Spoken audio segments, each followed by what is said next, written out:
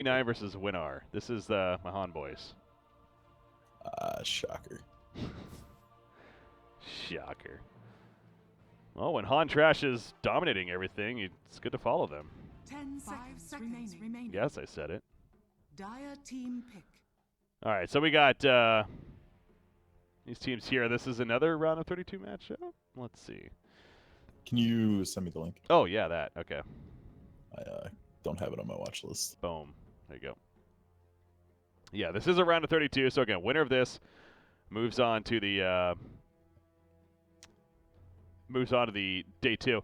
Yeah, so we are noticing Enigma coming out here. I'm loving seeing this as we're going to start loading into the game here, but this is actually a pretty typical pick for these guys. There's a player named O1v9 here on their side. He comes from history playing here like Enigma, and again, the game equivalent over there.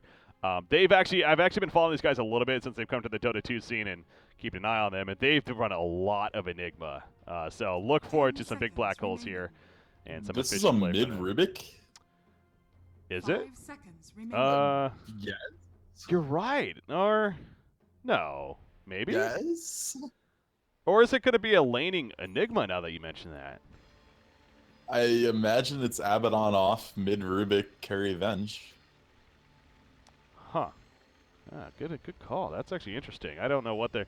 Flens is their carry, so yeah, he's going to be the carry. Boxy's usually a mid player, so... Okay, Rubik bought wards. So, yeah, this is definitely going to be interesting. Yeah, and Kefka and Esco are the support. So yeah, it is going to be a mid Abaddon here. Now, again, it's kind of funny that we see him playing Abaddon. He actually played a bit of the equivalent over in Han, too. And he played a very aggressive, the very almost like semi-carry style of build. And it's similar enough to where I believe you can kind of do that here in Dota 2 as well. But I feel like he's usually played more as a utility kind of support if we do see him. So I mean, Abaddon in his most notable sense has been played mostly in NA as an offlaner, where he goes like an early Vlad's into a Blink Dagger and just clicks your towers and ignores the game. We haven't really seen him too much, but I mean, I know you got faith in your Han boys, but this draft is weird. And not weird. Good, this has potential weird, but what were they thinking kind of weird? We'll see if you're still saying that till the end of this game. I really don't know. I'm curious to see how this goes. Just watch the magic unfold. No, okay, maybe I'm overselling this quite a bit, but hopefully things work out. So yeah, clearly there's some kind of mindset or some logic even to what we're just seeing here, but sometimes it's hard to understand genius. That's what it really meant. So Enigma's setting up to go offlane, but with a really heavy jungle start. The Iron Talon 2 Clarities is the fastest way to clear out camps. So he'll be looking to take both of his camps whenever the lane's shoved, and he should be able to do that in extremely fast order, giving him a nice level advantage in the lane. We'll have to see if we can turn that advantage into anything. 30 seconds to battle. Mid Abaddon, this should be fun. Who's he matched up against? The OD or no? Is it Silencer? Yeah. Okay. I believe it's Wait, OD. no, Silencer support. It's OD. Okay. So Abaddon versus OD, again, not something we would see often, but is that going to be like pretty good? Because he could just run at OD, right? And there's not much he can do about it. I mean, you just astral him and take 3 steps backwards. Like, I guess there's that nothing about option. this seems good, Breaky. I'm sorry. Come on. This draft is just weird. It's going to be genius. Like, okay, you want the one upshot here. Like, the Venge is going to be playing carry in a relatively easy matchup for her. If she can get some early items and get that aura up and rolling, maybe they can snowball through towers. Enigma Edelins are very nice to push, and couple that with an early mech on him. Possibly they could just run over the game before Juggernaut and OD really come online. Yeah. But it sounds like a bit of a tough ask. Oh no, the courier middle lane. That's not good. Silencer gets it. Radiant's courier has been killed. Poor Shark Courier. RIP. Lasted a good 30 seconds there. Well played by Silencer, though. Obviously, that's a nice tactic. You know that the mid is going to be using it, and he snipes in and gets the courier killed. So that's going to be a hurtful start, safe to say, for this Radiant side. And look what they're doing here to Boxy. It's not only going to be OD. You got the supports both here.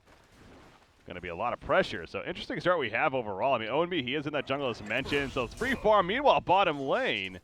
Okay, Sandkin goes down. Did not expect that early of a kill. 2 stuns from the Vengeful in that. So the Sand King took Caustic at level 1, which is what you do if you think you can pressure the lane. Unfortunately, that means you don't have Burrow Strike to escape. So stun into lift into stun did eventually kill him off. And now he's going to struggle to find level 2. It's going to be hard for the Sand King, but does manage to get it in the tree line there, so Burrow Strikes up. He's going to apply some pressure to Esco right there, but not nearly enough for any kind of major threat. Going to force out some regen. So Matthias, I called him Matthias. That's another name he goes by, but O1v9. Here he pops the Shrine, and he's going to heal on up, obviously doing a bit of this jungle thing in there. Coddle, meanwhile, running down the Disruptor. Has Thunderstrike on him. He really is committing somewhat. I mean, I know he has fast move speed. Fast. He is very fast. The Illuminate's going to be dodged, though, so not going to be a kill. Now, Kefka, there's the return. Yeah, I mean, that was so greedy, though. That was extremely greedy. If the Coddle had kept on the high ground and maybe pushing the Disruptor down would have been enough, but in reality, got a little overextending there and missed the Illuminate, which sealed his fate. Yeah. So the 1-to-1. This mid matchup's weird. It's Hey. like He's the dominating OD's so giving far. him so much room. Yeah, the OD is giving him so much room, and it's gonna have to give him more with this DD. Come on, give credit to Boxy. He's playing this well. Deserves it. No, but he is winning the matchup here, 11-5 compared to the 6-5 OD. There we go, putting him under. But as soon as he comes down, again, he's just going to run at it with the Aphotic Shield. And yeah, with that curse on top of that, this could be a kill. Okay, he's not going to go all that. I thought he might have just popped the shield and went all in. But I guess with the imprisonment again coming up, could have been a little dangerous. Yeah, right there. He's definitely having a hell of a start, and getting that DD rune's really helping out his lane presence here. But this is where this starts to get exceptionally hard. Your OD's got a couple points in Astral now, so it does some reasonable damage. The cast range is going to go higher and higher until he can kind of zone the Abaddon out. But I want to see what this Enigma does with this offlane farm. He's getting some bonus XP being in the offlane. He went to Talon start to clear out the jungle faster. But he really needs to get something done with the start that he's been given. He has a Soul Ring coming out, of course. Pretty natural item there. Helps with the early farm of an Enigma.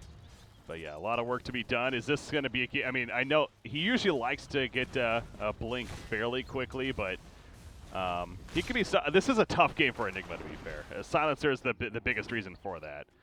Yeah, there's so many interrupts. Yeah, so not going to be an easy black hole game by any means. Bot lane. Are they chasing? They are. Sand King. Use the wand, use the wand. Uses it, but the magic missile, a little bit better. Very nice run down there from that team.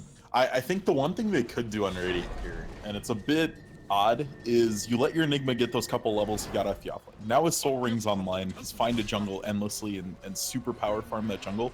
You could post the Coddle or even the Abaddon up in the offlane now that they have some levels and they'll be able to survive. And then rotate the Rubik into mid. And just try to like run where all of your lineup is a core, where essentially all 5 heroes are getting something. Mm-hmm. And then you use that fact that you have net worth across your whole lineup to do some cool stuff.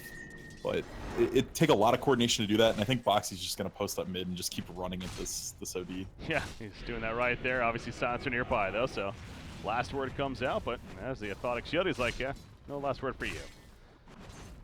Just purge that bad boy off. That's where having Abaddon is actually pretty decent. He takes care of a lot of these debuffs here that are coming out from the Silencer, especially as Kefka, meanwhile, he's feeling that Silencer right now. Thunderstrike on him as well. Do they have a glimpse? They do not. Kinetic Field, we're going to miss as well. And Coddle will survive. Just walks it off right there. Vengeful overall. How is he doing here at the bottom lane? 21-2. Also has at least the 1 kill. Yeah, he's 1-0-1. So Flensmeister looking pretty good. Tranquil Boots, actually. Tranquil Boots on a core Vengeful. Is that typical? No, not at all. Yeah. No, normally we see treads. And yeah, he even has treads in his quick buy now. I'm extremely confused. Hey, what? He does, doesn't he? Okay, no, you know what I think happened? And this is really unfortunate. He was buying pieces for Helm of Dom and accidentally finished the Tranquils out and didn't notice until it had locked. And you can't split that up, can you? Or wait, yeah, you can. You can instantly. Okay. If you do it in the first few seconds, yes, you can. At a certain point, they lock. It's like the same amount of time you have to sell back an item. Huh. So now he has no. So now he's stuck with that, is what you're saying. Yeah. He's absolutely stuck. So if he wants treads, he's now going to have to go back and rebuy treads. Ouch. Well, just giving the other team a chance. Tranquil Boots picked up on Sand King, a little more typical there. As far as what we're seeing from him, he got Disruptor going to control the double damage rune. Not gonna make too much use of it probably, but takes it away from the other team if anything. How's Enigma picked up here at the top lane? He's actually pushing out the top as much as he can right here against the Juggernaut, keeping him from getting absolute free farm. But obviously Juggernaut for the most part is really having free farm up here. About 3,000 net worth right now. Bottom lane, are they going? Yes, they are. They are going to be going on Vengeful Spirit. He does have a swap. No, he's going to be silenced currently. Putting the counter shot on the Sand King. The damage, though, probably going to be too much. The magic wand, not enough. He goes down from the silencer. There's so many things on this Dire team that you feel like you got out and then you die. Thunderstrike ticks and Arcane Curse out of Silencer. Even Caustic, you'll feel like you're away and then it'll pop. So there's a lot of almosts that are just going to result in deaths on the Radiant side here. Speaking of almost death, OD, he does not have an imprisonment, and Abaddon's going to run him down here, but again, just really kind of harassing him, keeping him boxed out. OD is slightly having the net worth advantage over the Abaddon right here. Still fun to kind of continue to see how that matchup's breaking down as Kotl runs into a silencer off to the side, and Disruptor trying to come on over. He does have a glimpse, but not close enough. Maybe just didn't want to use it. They catch OT, though, in the middle lane. Magic Missile used already. Kinetic Field going to trap them in. Another nuke. Yes, Abaddon with the Q right there to finish him off of the Mist Coil. However, here comes the spin from Juggernaut. Omni Slash is ready to go. He wants to use it, but the jukes are happening. He cannot. Black Hole is ready for Omni. He's going to use it. No. Oh, never mind. He popped the trees, and there's the Black Hole to guarantee the kill. In the background onto Juggernaut right there. And everyone stays alive. A double kill for Boxy in the background meanwhile. Running down. That was very odd and very greedy from the Juggernaut there to all in with Omni Slash. Even if he gets the one kill there, he's going to die. And at best, it's a 1-for-1. Yeah. So, way, way overextending. Maybe just tired after grinding games for the last few hours, but definitely not a great decision. Now, to defend that Black Hole a little bit, I know it's obviously happened at the very last second somewhat, but he had Omni Slash still. So, if he has a chance to use Omni Slash there and perhaps set up a runaway or even a turn kill, I think it's worth using a Black Hole to guarantee a kill like that. Black Hole's also never going to get used effectively in this game, especially at this point. Like, I think it's perfectly fine to commit the Black Hole. I've used it on solo heroes frequently when it's very early game because it's up in 2 minutes, a little over 2 minutes at this point. And there's no Blink Dagger on Enigma. It's going to be very hard for him to find a good one. Yeah, I don't think there's an issue using it there at all. Yeah. Dire's top tower is under attack. Back to bottom, Vengeful Spirit. How's he been doing with his progress? Okay, you know what? I think he's like, you know what? Tranquil Boots, they're fine. I want this helm with the Dominator still, so he's going to be building it. Yeah, it seems like what you're talking about earlier is probably what really happened, so he's kind of committed to it now. So not having the power treads, I mean, that means obviously when it comes to his stats overall, it's going to be a little weaker. It's not the end of the world, but it's definitely not ideal for a core Vengeful here. Oh, he's going to find Sand King, though. Magic Missile, Wave of Terror. Not enough damage, though. If he has power treads, that's probably a kill. I'm just kidding. Probably not. Anyways, top lane, that's a kill. Onmi goes down. Omni Slash, I'm guessing? Yes. Omni Slash actually bounced to a bunch of creeps and did almost no damage, but yeah, between Spin and Kinetic, they had enough to bring him down in the end. And there will be Jug's Helm of Dom coming online. Man, I'm being late here. We're going to go back in time a little bit. Okay, that's what happened. Silencer being run down. There's a swap, and yeah, they get the kill. I love having this feature, man, being able to rewind like that. Should be using that more often. Yeah, too many of our games are out of lobby, though. Can't do it in lobby spectate. That's true, yeah. You can only do it in the Dota TV. I'll take advantage of it while we have it. Anyways, Abaddon, that's a race to the Invis rune, and he's going to get it first. Put the Aphotic Shield on himself right before, too, so could pop out right here, but Boxy has really been sitting at this middle lane. I mean, we're past now 10.5 minutes, really. Is it maybe surprising that he's just been in the middle lane the whole time? I guess, yeah. It depends what you want out of him, and I really don't know what they want out of him here at this point. If he's going to, like, sit mid and grind until he gets to a Radiance or something really impactful, then, okay, I suppose it's fine. But not having him move around the map is causing a lot of pressure in other spots, and I just don't know what he could buy that's really going to be impactful. It looks like he's going to go Helm of Dom. Oh, thought about it, bought items, and sold them. So yeah, I really am not sure where he's going to go with this. He could go like the Vlad's into SNY type build where you're just running at stuff all game. Honestly, weird. if I know him well, which I consider to know him well, then again playing this hero the equivalent, he like to go, like you said, the S and a Y, even like a basher on top of that, get the AC, you know, really benefit from right clicks and be a bit of a combat medic here of sorts. So we'll see what he does ultimately go. You mentioned he does have that Helmet of the Dom queued up, but they already of course have one on the side of Vengeful. So what is this animation I'm seeing, by the way? Which one? Do you see that too? Maybe it's just me. I see like an ancestral imprisonment. Anyways, bottom lane, we have the trap right here with a combo. But the turn kill on a silencer, now the chase is on. It looks like Disruptor comes in somebody away, but trying to TP out the black hole. We'll cancel it though. And an easy kill in the end as a result. So 2-0 at the bottom lane. Successful. Yeah, good. I mean, honestly, good use as a black hole early game in a game he's going to struggle to find use. So they've got the early game tempo. This is what they had to do with this lineup. So now they just have to turn this into something. The Enigma's closing in on mech. Should have it within a minute or two. Your Venge has the really early home with Dom. And this is the time you got to start applying a lot of pressure. Speaking of pressure, Juggernaut's going to start feeling it right here. As the creep wave kind of blocking though, so can't really commit any further. But they will keep Juggernaut from freely pushing this top lane as they force him off there. OD working on a Force Staff meanwhile. It's Power Treads, so pretty typical stuff coming out there. Look at Silencer on the other side. He actually gets Power Treads himself. And he's been trying to pick up some farm. Doesn't have the greatest so far, but I know this is technically a support Silencer, but I've seen him down here farming quite a bit actually. Feels like. And a good team kind of understands when they don't need to be grouping unnecessarily, and so they pick up farm in other parts of the map. So right now this is a safe farm he can get, and the rest of his team doesn't need him. So never a bad idea to pick up a few spare CS like that. And Sand King does have his blink. He hasn't revealed this yet. So he's trying to stay hidden until he gets a good use with the epi. Armlet decision coming out from Boxy right here. So again, kind of speaking of the combat idea.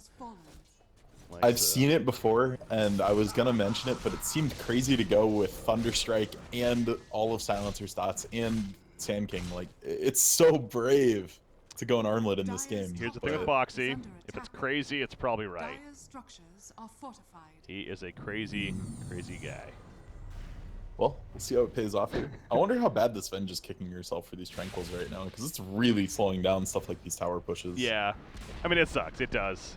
But it's like, what can you do, right? He's not actually going to buy Power Treads on top of it now. I mean, I guess you could warrant that. Maybe it's worth it, but it's done and life moves on kind of deal. But yeah, no doubt having the less attack speed, I think, is one of the bigger things for sure. That is hurting. But has to make use of what he has accidentally picked up here, what he's suspected at least. Sand King stunning in. He's going to really make too much of a play right here. In fact, taking a lot of return damage. Abaddon actually popped the borrowed time, too. It's such a short cooldown. If he thought there was going to be follow-up and he was a little scared, you just smash that button and run away. It lets you break out of any stun, so yeah, pretty handy little tool. And now Rubik is going to keep his distance, has that Burl Strike stolen. Again, one of the better abilities you'd figure. He's able to take out something like a global silence, but good job stealing, or good luck stealing that. I'm liking the Dom on Dom action. Like, Jug kind of stared at this Hellbear for a while that was controlled by the Venge. He's like, oh, yeah, I'm just going to take this instead, and just dommed it over. Yeah. That's that fun interaction with the Helm of the Dominator.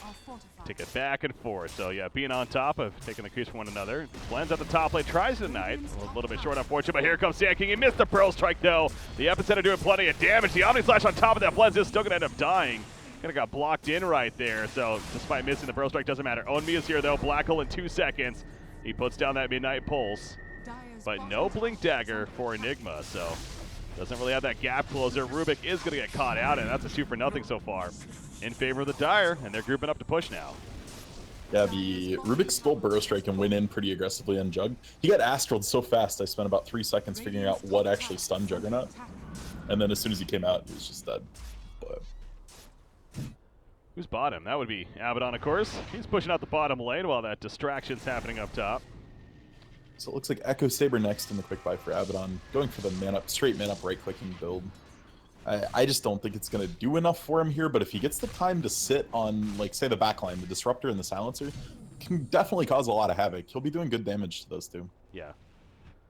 Yeah, definite concern, though, for this this Radiant side is, again, especially with the Vengeful kind of misclick of the boots, and they are going to be lacking as far as the mid to late game presence, especially, it feels like. And that's definitely going to be won by this dire. You know, you got your Juggernaut, your OD, especially. So they want to kind of have more of this earlier game victory, and they still got time for that, but it feels like the window is definitely going to close in the next maybe 10, 15, like by the 30-minute mark. If they don't have, you know, a fairly good lead, then I think this is going to be a difficult game for this Radiant side. So they control the momentum here at that point. With that said, they're pushing out the middle lane. Abaddon leading the way, of course. Mentioned the Echo Saber could be coming up. Burrow strike in. No follow-up, though. I'd like to point out I'm very glad we didn't go to the spot in that game. It looks like it's still 0-0 and at the same game time. So I'm not sure if it's still paused. Oh, jeez. Well, yeah. Good that we jumped into this one, then. Again, O1v9, no Blink Dagger. He's actually not building a next. He's going to be going the Guardian Greaves. So, but as we talked about, I mean, it is such a difficult game to get off a reliable black hole, so maybe that does make sense. Yeah, you're definitely just using him as a pushing force with the Edelins and the Pulse. Radiant's bottom tower is under attack. Boxy standing his ground, has his borrow time, of course, if need be. Is the Aphotic Shield used right there to kind of spam out. What's going on over here? Tankin got caught initially, gets swat back in, actually. Sandstorm comes out. No vision really to detect him, as now the Omni Slash in the back up. Boxy taking a lot of charges, pops borrow time. Static Storm going up, kind of zoning them out. Boxy running at them, though, in the background, put under as he almost finished off the Disruptor. Nobody dead just yet. Now Boxy needs to run again, no borrow time. Sanity's Eclipse comes out, though. The glimpse back on a Boxy, but the connect field not in time. The heal's coming out with the arm of the toggle. He's put under yet again. Kato going to try to save the day. I don't think he's getting out of this one, though. Yeah, it's not going to be enough. Killing spree successful for the Juggernaut, and that's the only kill, though, despite all of that. There's a lot of buttons pressed in that fight. Rubik made a pretty big hero play. He saw Sand King channeling Epicenter by the tier 2 tower, ran up and just autoed him once and ran away, forcing that Epi to basically just be useless, as Burrow Strike was still down for another second. Blink Dagger then went on cooldown, so negating every counter initiation the Sand King wanted to pull off in that fight. Yeah. And then he stole the Epi. Oh, he has it right now? Yeah, that's... Yeah. Okay, he actually used it, yeah. Yep. All right. He doesn't have a Blink Dagger, but you know what? It could come into play if he gets some kind of nice zoning. Maybe perhaps that black hole is going out. Bottom lane. Kind of run down as Rubik on the silencer right here. Don't think he's going to be able to get close enough, though, unless Kato can do something about that. No ulti form, so can't Blinding Light just yet. And no mana leak. We saw that build once yesterday, and I kind of criticized it a little bit, but just punishing to not have that skill on Kato. It's so good. Yeah, that could have probably killed him because he would have had to keep running. He has a bit large mana pool, but still. I'm with you. It seems odd. Like, why not just the 1 point? See, it feels like that's kind of a 1 point value there, but not getting it. Unable to stun as a result there. Abaddon, I mean, he almost has the Echo Saber. We're just under 20 minutes into the game, so an Echo Saber, Armlet, Phase Boots, not too shabby. He's second in the game with net worth.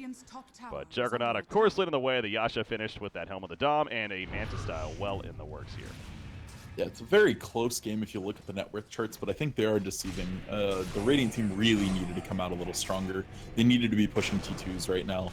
This lineup does not scale anywhere close to what the Dire has put together here. Rubik ended up stealing the Astral Imprisonment, so has that now. No yeah, the nice part about an OD in the game, if you want Astral, you can pretty much get Astral whenever you want. Yeah, easy to steal there, I guess. I mean, worst case scenario, you grab Sanity's Eclipse instead. Oh no. Yeah. Two pretty good options, yeah. The Astral Imprisonment, though, is a very nice ability, of course. So it's good that he has that. It's understandable why he chose that. The Ogre Frost Mage assisting right here with Flens as far as what he's using to buff himself up and teammates. Nice little armor buff you get from that. What is it, +8? Yeah, +8 armor, so. Oh no, the Venge has a Midas in the quick buy. Please don't do this to me. Please don't do this. The late Midas, he wants to recover, man. He had a slower start with misclicking the Tranquil Boots. Got to recover somehow. Yeah, let's misclick a Midas buy too. Why not? Hey, kill the Dom creeps. Yeah. There's that. Alright, so there is definitely merit in the Radiant team jockeying for the Roshan control right now. If they get vision of this, they can shred it incredibly quick with a Wave of Terror and the Vengeance Aura, coupled with what Abaddon has built and the Curse of Avernus. So they want to look for that, and if they can find a good way into that rush pit, it'll melt fairly quickly. That's a free kill. Maybe not. He saw me slash, and that almost hurt his chance, I think. I mean, if he just lost him the kill. There. Yeah, if he just right clicks there, I think that's a kill, 100%. Huh. Yeah, bit of an unfortunate situation there, but yeah, the Venge going to Midas says that they're not scared to take this game late. Enigma's also going Midas, by the way. He's no. So they got. You're hurting. What are they doing? Well, that's that logic, though, right? As you're getting at. I mean, I guess that's them suggesting that they can take this into the later game. I'm with you. That feels a little uncertain, but Optimistic, delusional. Those are other words, yes. I can come up with other words, but no. Either way, I can see the idea of it, but honestly, Midas at this point has kind of fallen out of favor. It just really doesn't give the returns it needs to give, especially this late in the game. The only people we really see buying Midas are teams when they're way ahead and just, you know, why not? We can't lose this game. Or on heroes that cannot farm, like the ODs early on or the Slardar after the blink. The heroes that just have normally really bad farm but make good use out of items. Boxy glimpsed right back after the TP. Yeah, Feels bad. there. And Boxy is going for a hand of Midas. No, I'm just kidding. Boxy, he is going to be going for a Skull Basher. And, like I said, Justin earlier, honestly, I'm not surprised to see that. This is kind of this, and then if I can guess correctly, let's say the AC after this would be my guess. Yeah, I can see that being reasonable. So we'll see if that's correct here, but you know, get the AC with the Basher on top, and then eventually, of course, the Abyssal Blade. I mean, that's quite the threatening target. It's, with the curse especially, he can honestly be quite the scary presence here. I would like to see a Blink Dagger slipped in there somewhere. Blink on Abaddon is actually surprisingly good. It lets you get in and start sticking to a target, which is definitely your weakest point as an Abaddon.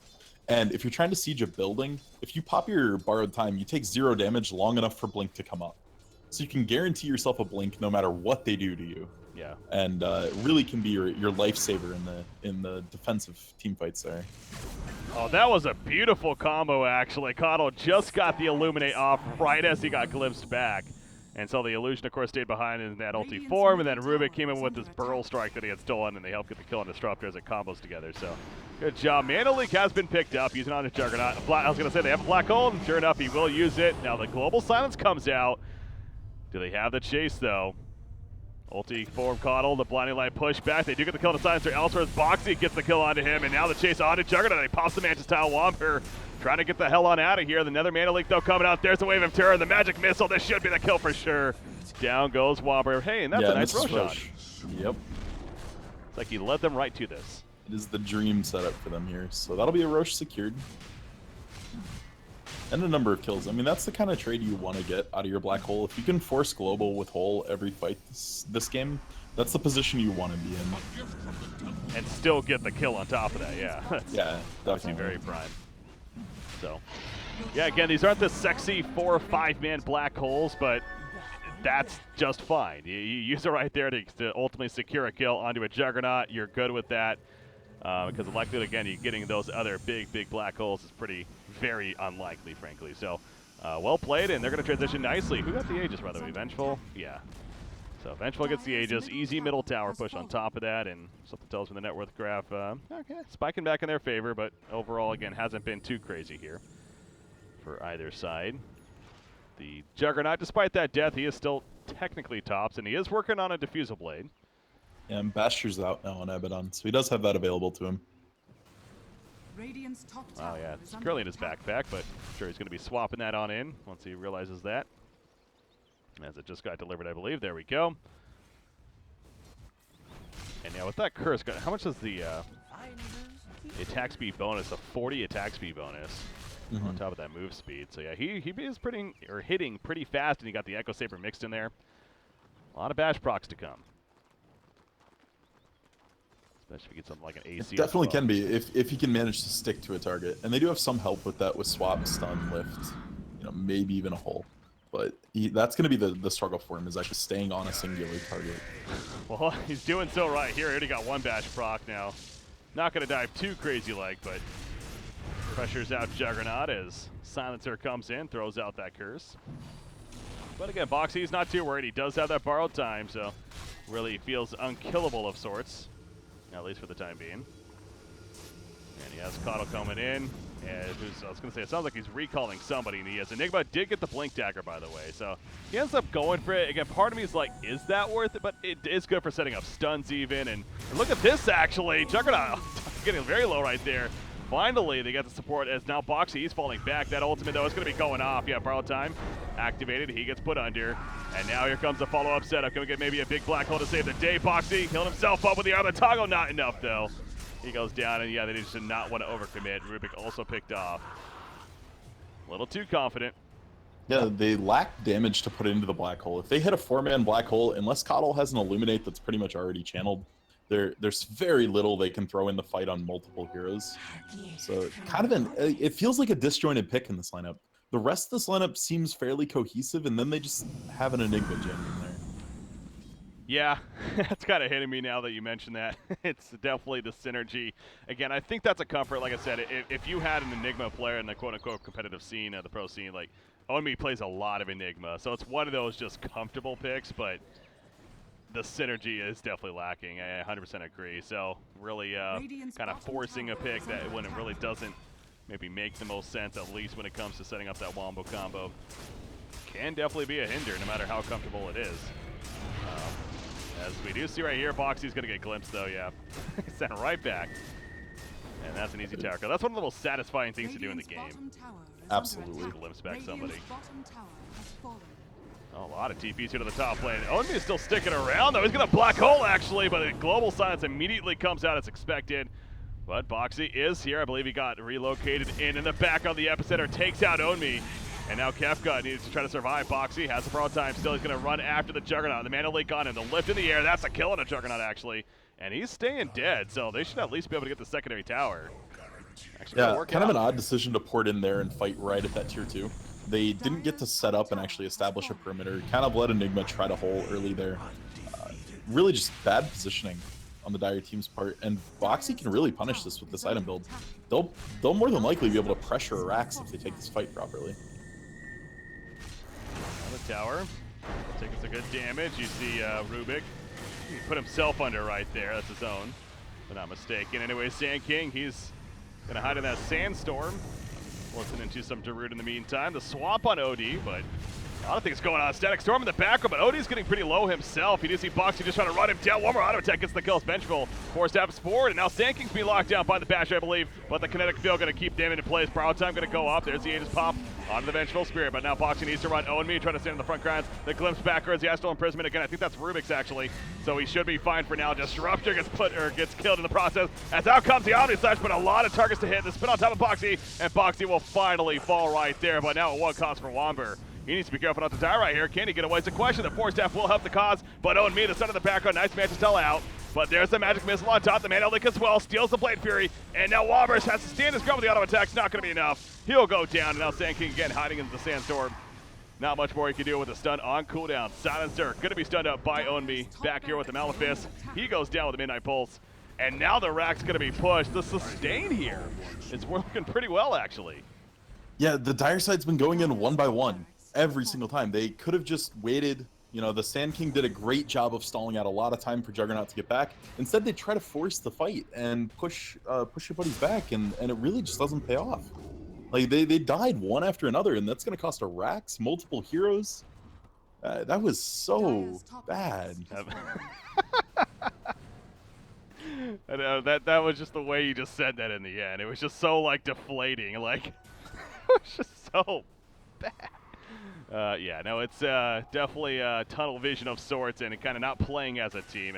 It's one of those cases where if you're this Dire side right here, and really no matter the end result, but you kind of hope, especially getting the advantage here of having a cast. Now, I say advantage, I mean, take that you will, but you can kind of look back and be like, well, what did they criticize us for? And, you know, you look at that, sure, it can be frustrating here, but at the same time, you're not wrong. I mean, that was pretty poor performance. You kind of look at that like, okay, yeah, we were going in one by one.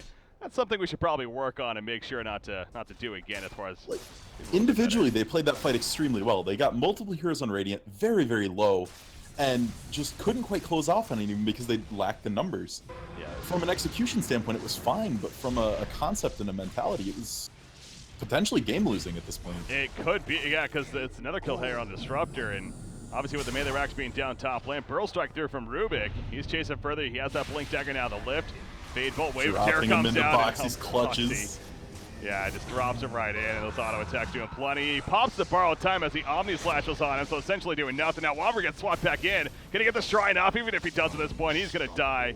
He does have a buyback, but Flens is unstoppable. And just talk about all this momentum now carrying this Radiant side here. It almost feels like, speaking of being deflated, it feels like they're deflated as a team at this point. At this point, I'm not sure if it's nerves or inexperience or what's going on, but that was some save your teammate syndrome, 100%. They could have just let the Disruptor die. Everyone else could have walked away. OD already made the judgment call that he wasn't going to join that. He was just off farming, not going to be involved, and it resulted in 3 deaths and probably another tower. We haven't looked at Vengeful for a while, but he has swapped out into Power Treads. He actually has a BKB now, and he has a Hurricane Pike finished in his stash, so just a matter of being delivered, and then he'll be good to go there. So it's pretty good recovery for the Vengeful Spirit, is safe to say, especially with the start that he had there with a little bit of a misclick. How about Abaddon's talents? I haven't really looked at it too much. 25 damage at level 10, that's a nice addition there. 5 armor, and then 25 move speed. Wow, so yeah, even that much faster. And he needs it badly if he's going to try to be a core. He has to find a way to stick to somebody, and that does help a lot when you can get some extra move speed. Being told Horde 1, apparently. Wait, we casted that, right? Yeah. Okay, well, we jumped out early, to be fair, but... It was like 22-6 or something when yeah, we left. They were winning quite decisively, so unless some miracle come back again. Yeah, there are a couple games of note that we'll probably go to after this one. We've got Bean Boys, and then we've got Spotnet versus Slice and Dice. So.